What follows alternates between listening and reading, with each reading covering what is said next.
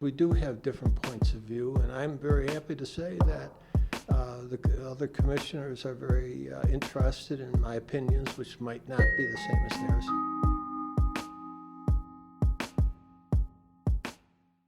Hi there, it's WAMC News Director Ian Pickus. And on this episode of the WAMC News Podcast, we sit down with the new mayor of Saratoga Springs, New York.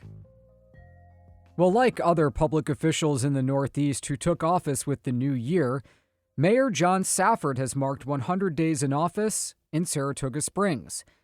The Republican ran on a platform of returning civility to public meetings.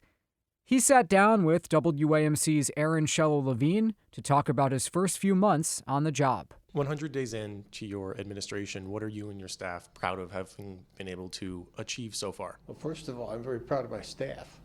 If the best advice I've gotten right from the beginning is how important it is to have a good deputy and a good assistant, and I have to definitely say that I have the best.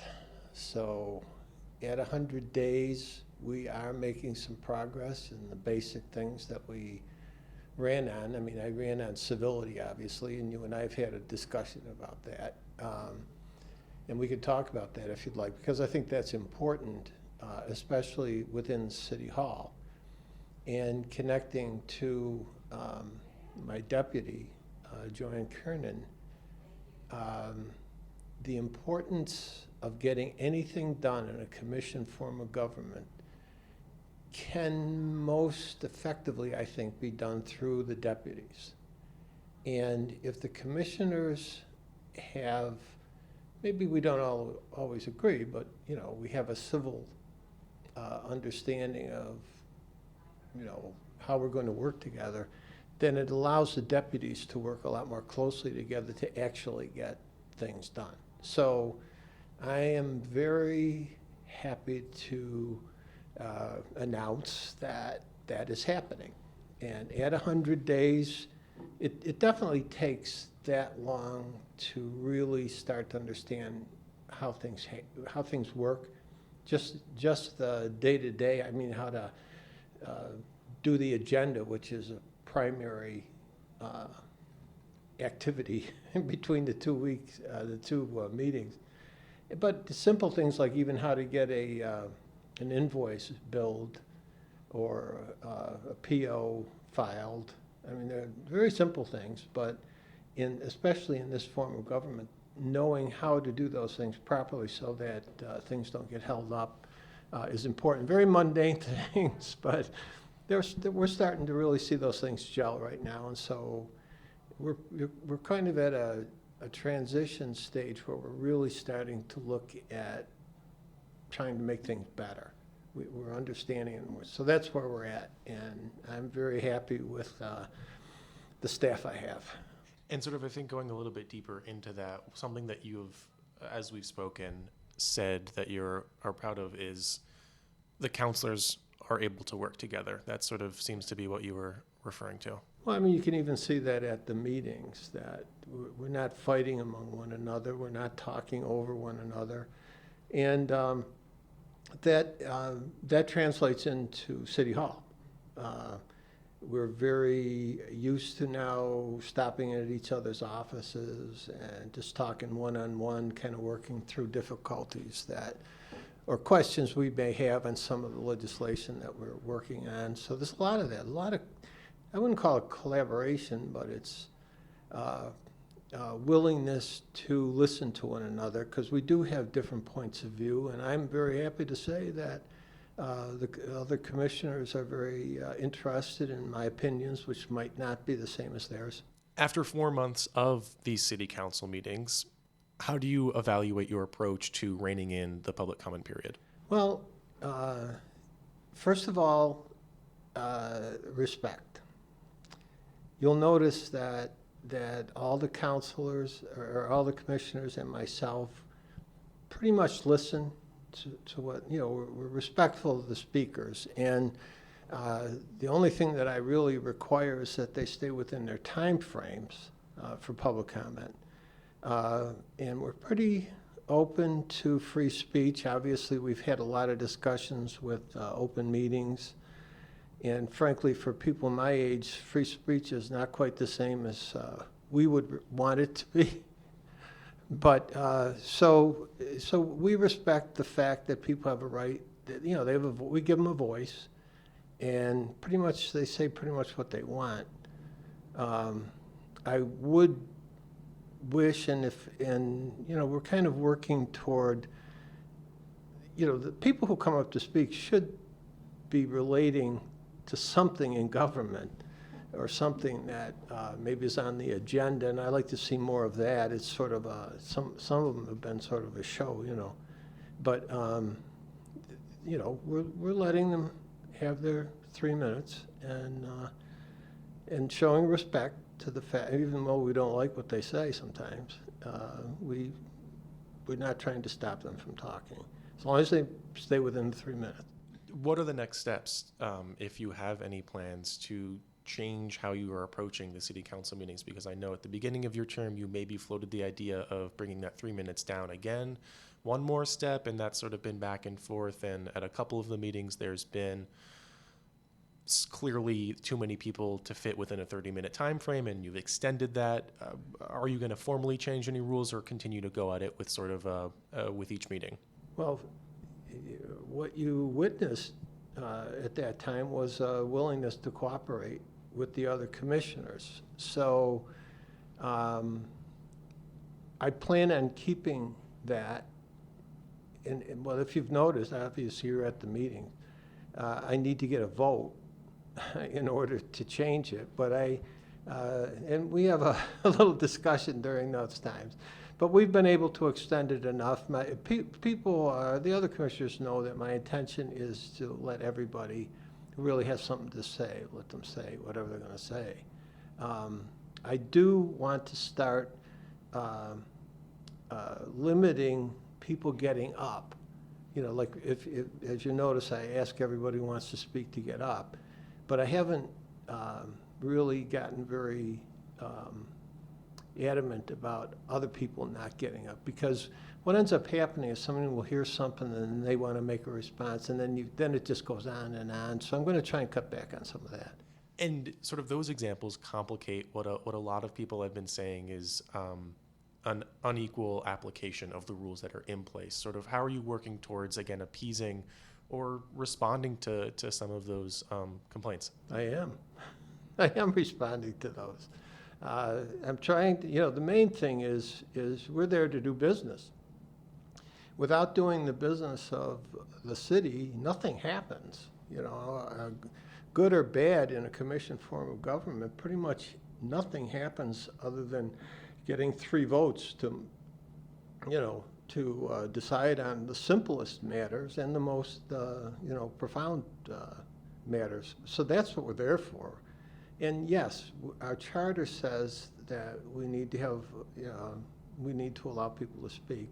It doesn't say when or how long or anything like that.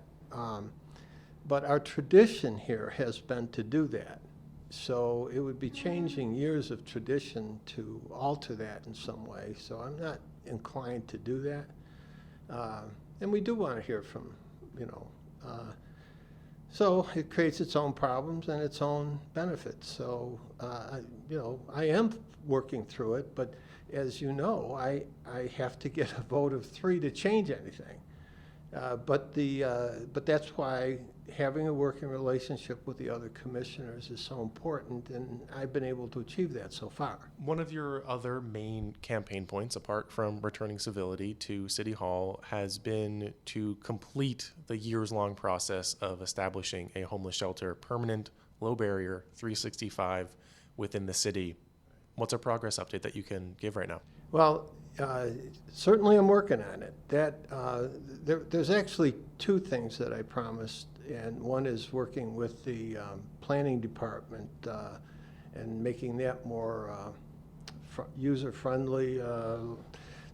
So my deputy is working primarily on that right now. And as I say, at this point, we're starting to see what we can and can't do, and what, you know, how to actually try to get some things done. But my own personal interest is the homeless situation. And we certainly are following the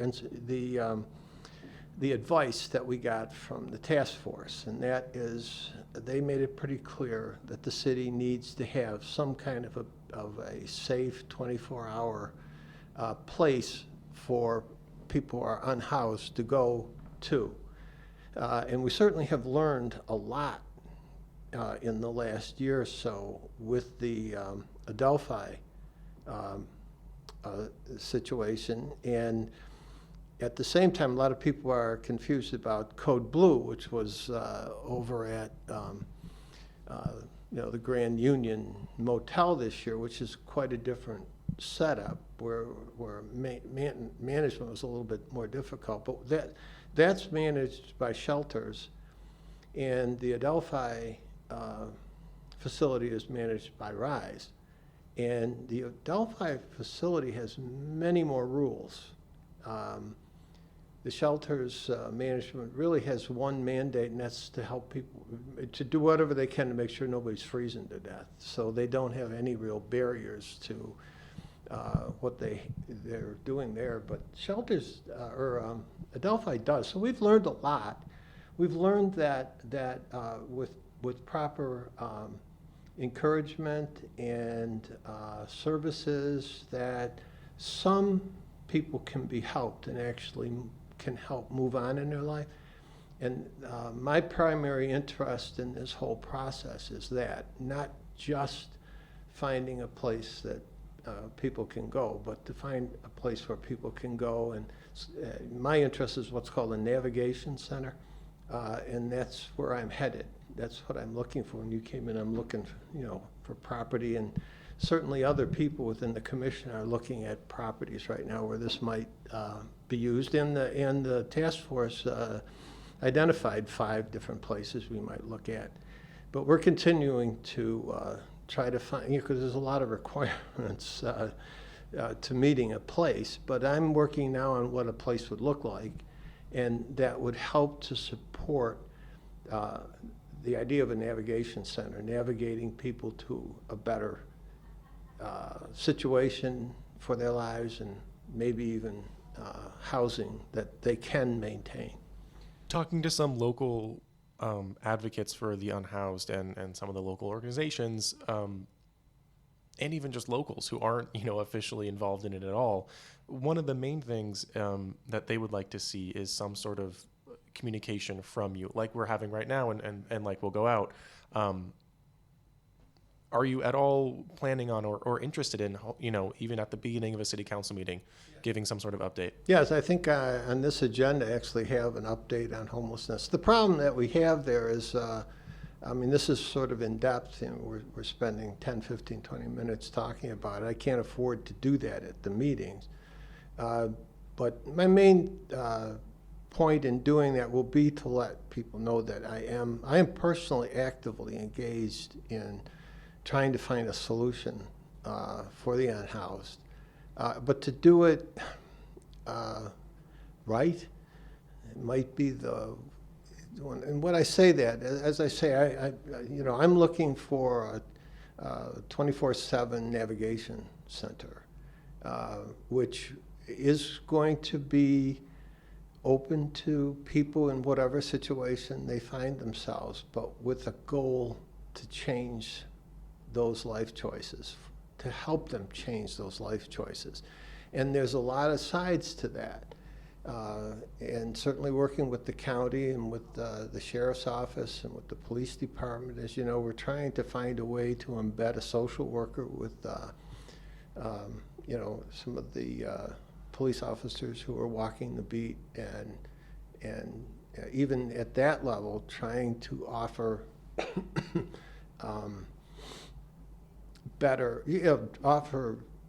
opportunities for people who may be on the street to better their lives. What sort of support is the city receiving, or conversations is the city having with the county in establishing this shelter? I recently had a meeting with the county, and I have another one coming up. Most of the funding that comes for this type of need is federal money.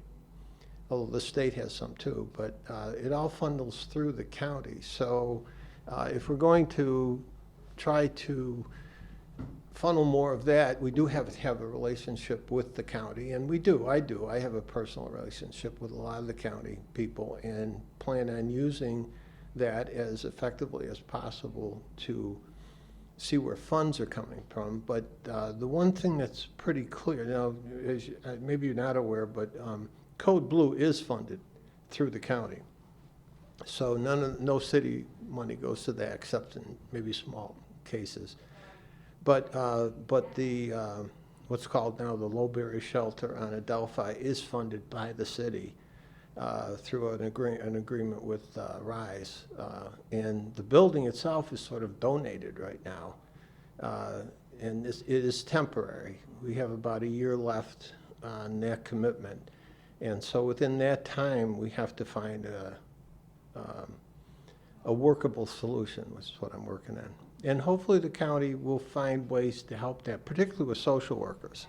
Having recently talked with Sybil Newell over at RISE, one of her, at least, things that she would like to be focused on is refocusing RISE's attention to building, establishing, and maintaining affordable housing for those who need it, and instead handing over the management of the temporary shelter over to Shelters of Saratoga, because I know in the last administration there was a lot of back and forth over who was going to management, and it ended up with RISE.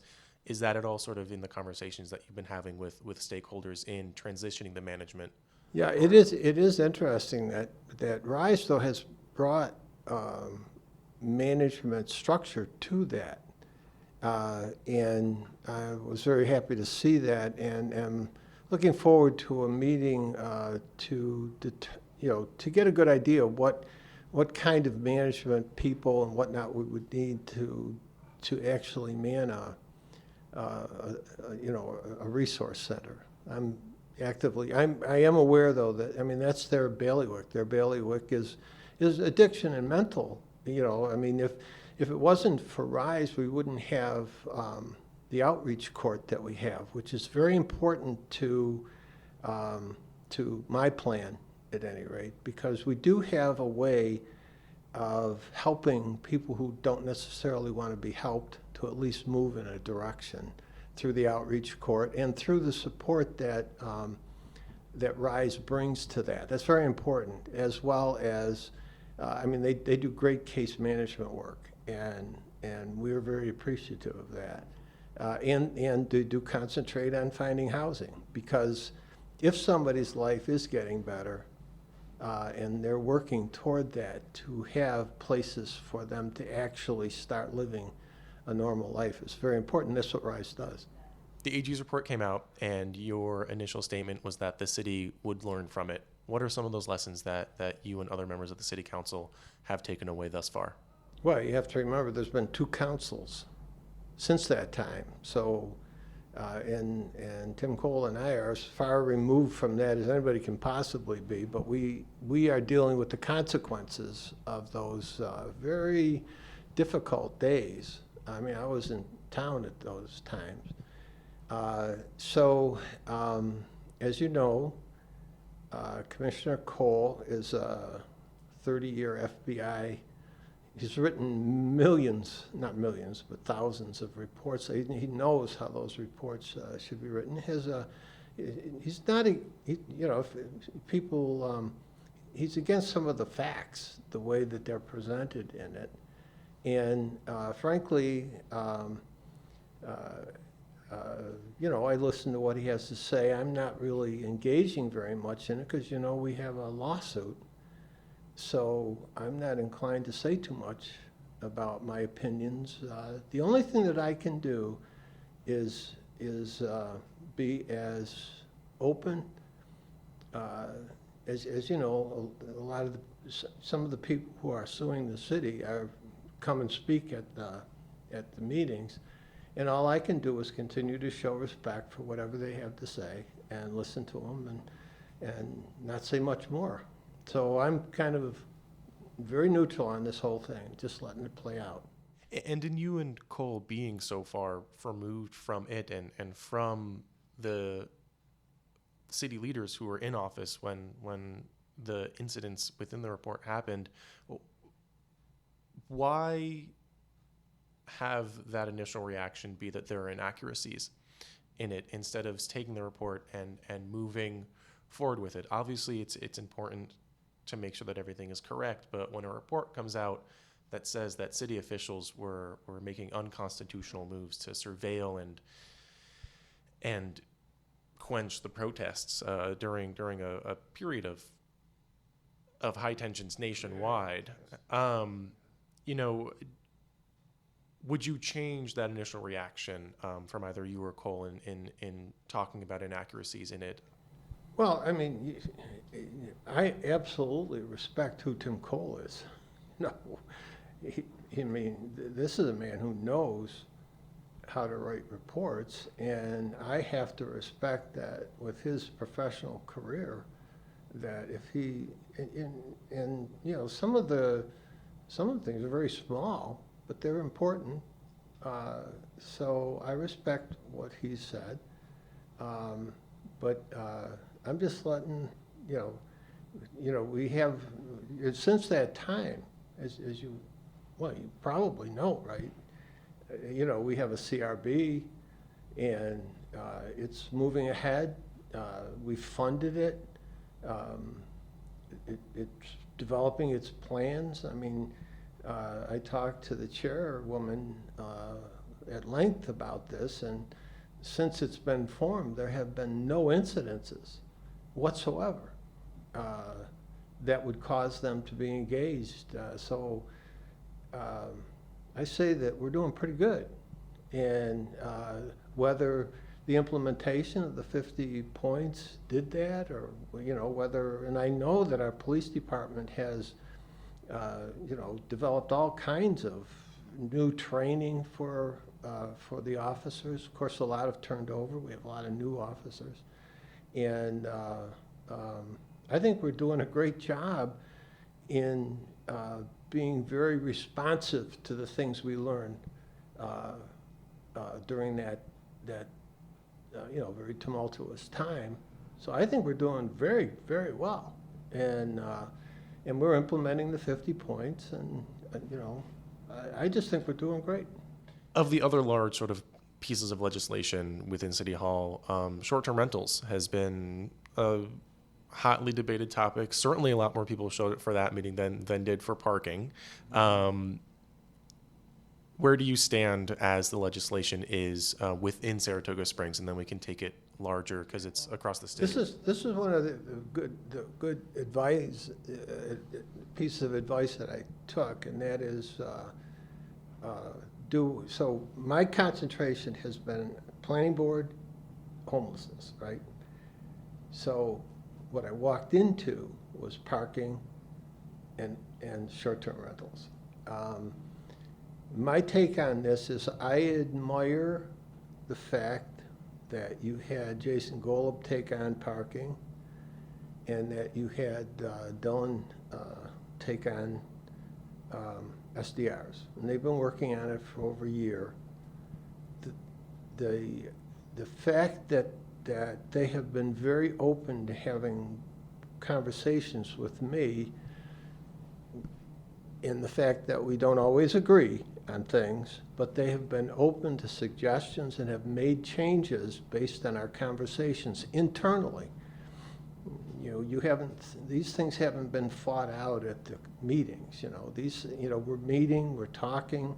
There have been a number of modifications that have been made to both parking and, which is why I was in agreement with it, and SDRs. This new proposal that is going to be brought forth here very shortly is very different from the original one, and very accommodating to what we heard. If that first meeting was the first time all five of us, Dylan Commissioner Moran had meetings before, but in different parts of the city, with very different points of view, by the way.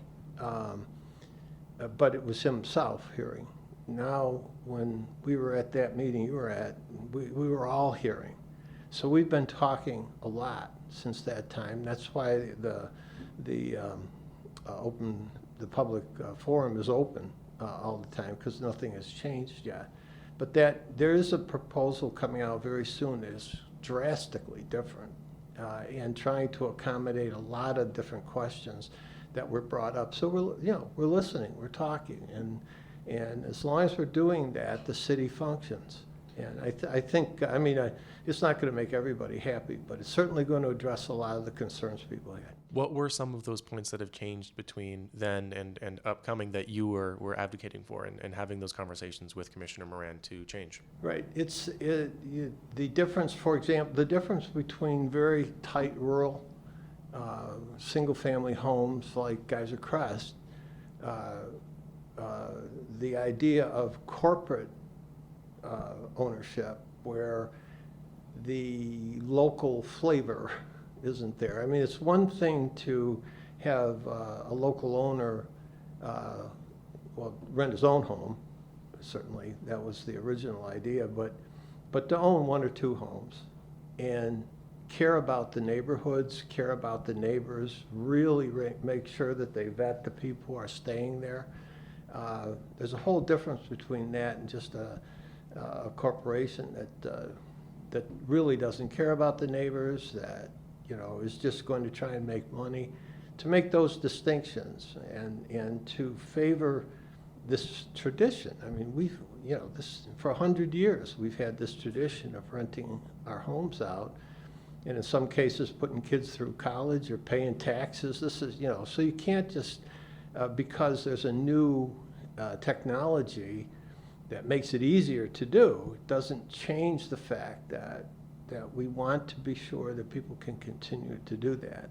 So, but trying to regulate it is a real trick, and I give Commissioner Moran some kudos for trying to really listening and trying to do that. With the Belmont coming, what's left to be made in preparations? I think well, first of all, this city thrives on having a huge tourist season. So they're gearing up a little bit earlier, but all the mechanisms to make that happen are happening. All of the kind of ways that we address any kind of a large event like this are in place. And they've been in place for a long time. It isn't something that is driven by City Hall. It's driven by, the agencies that have been in place here for a while and have a very good network as to how to make things happen. It is going to be a 4-day event. We do expect to have a big Wednesday, but you have to stay tuned for what that exactly is going to be. But we expect a lot of people in town. So yes, the police department is very interested in being prepared for that. And it's not just going to be, our local police. It'll be the county as well as the state is very interested in this process. So it's going to be safe. It's going to be clean. It's going to be a great event. Okay, that does it for this episode of the WAMC News Podcast. Thanks so much for listening, and thanks to Aaron for that interview. Until next time, I'm Ian Pickus.